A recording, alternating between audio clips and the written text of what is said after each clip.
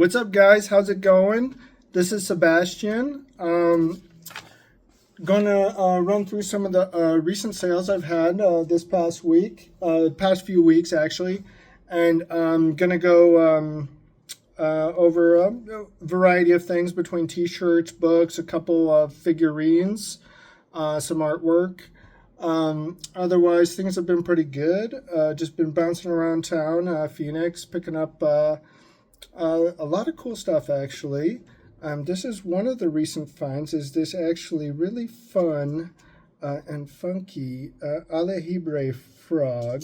It's a frog. I thought it was a spider when I first saw it because of these long weird legs, but I found this at White Dove for I think it was $10 or something. So I was very excited to find that. So going over some of the recent sales.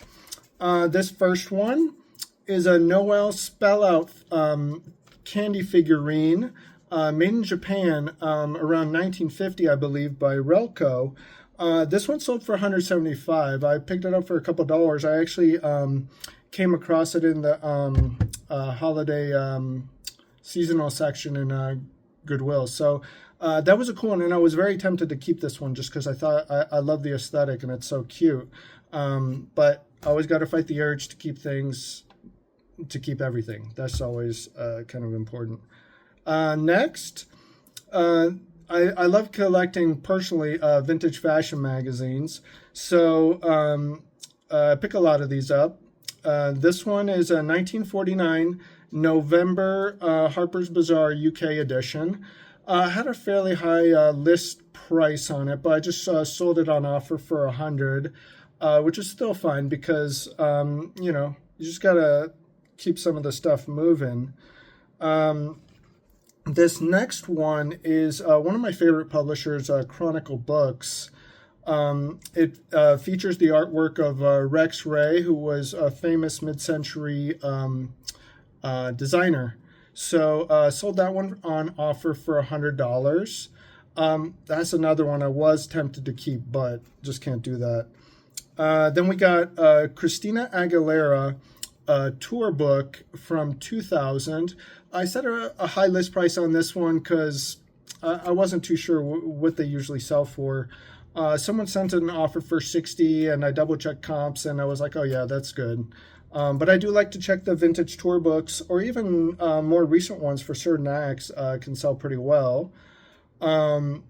Next up is this 1966 lithographic poster for Rebel Without a Cause featuring James Dean. This one sold for list at $114.99. So that was a good sale, a good find. I like picking up the posters just because they tend to be a little easier to store since I have a flat file. Next up, this was the first Alexander McQueen piece I've ever found, and it's a sweatshirt. The tags were partially cut out, but it features an evil bunny, and that's why it stood out to me. I didn't even know what it was when I first saw it. I love like demented cute things. And so yeah, I got this one, and I sold it for $100, so that was solid. Then sold this one I was really excited to find because I think it's such a cool style. This jacket. It's a Penny Lane Afghan embroidered jacket. This one sold for $129.99. I had a lot of interest on it.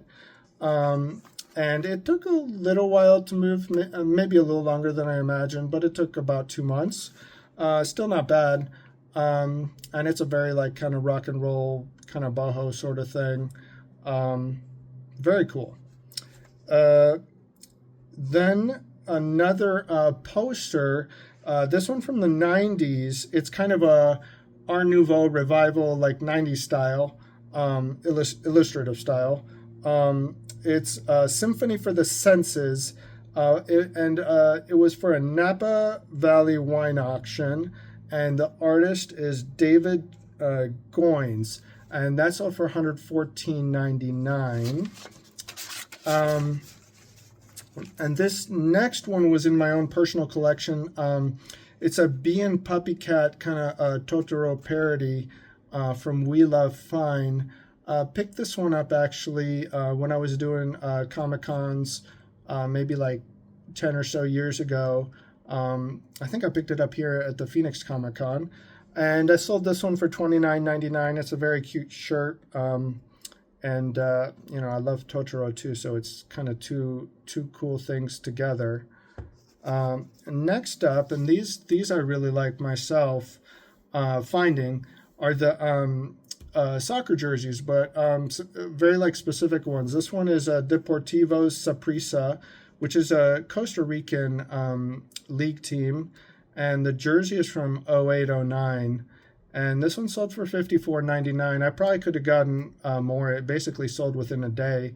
I could have listed it higher because there's pretty strong collector base for the very specific league teams, and they probably didn't make super high print runs on for these kind of jerseys.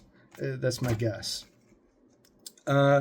This next one I got for just a couple. I picked it up for a couple bucks, and it just stood out to me, even though I couldn't find too much info. It's a Las Vegas Locos UFL game used jersey for the player Holstrom. I listed this one, I believe, for $119.99, and I took an offer just for $50 because while I definitely could have eventually gotten the higher price range, I just figured, you know, it's a fairly niche thing, and I just wanted to move it fairly quickly to most likely a collector. So, but that was still a cool find.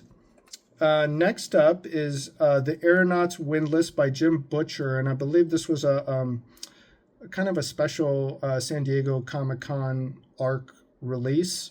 This one sold for $72.99, which is good. I mean, for a contemporary paperback is very good. I don't pick up too much contemporary paperbacks and stuff like that, just because I tend to know and enjoy vintage books, paperbacks, the cover art and design. Not that I don't like the contemporary cover art and designs. It's just I just tend to gravitate towards the older stuff in general. Next is, this is a cool one, Andy Warhol Uniqlo collab featuring 3 cats, and it's just cool pop art, accessible design, listed for $49.99, sold for $42.99. So yeah, very cool shirt. Next is Corazon de Tormenta by Joanna Lindsay, which is this is a vintage Argentinian paperback from 1984. And as I mentioned in the first video I did, I love a lot of the, especially 80s romance cover art. And this one's no different, and it has the added benefit of being a foreign edition, which is always cool. So that one sold for $27.99. Then, actually, I think that's it. So yeah, otherwise, that's some of the main stuff that recently sold. Otherwise, I do have a couple things nearby that speaking of foreign editions, this is a Richard Scarry Norwegian edition, which I just think is very cool.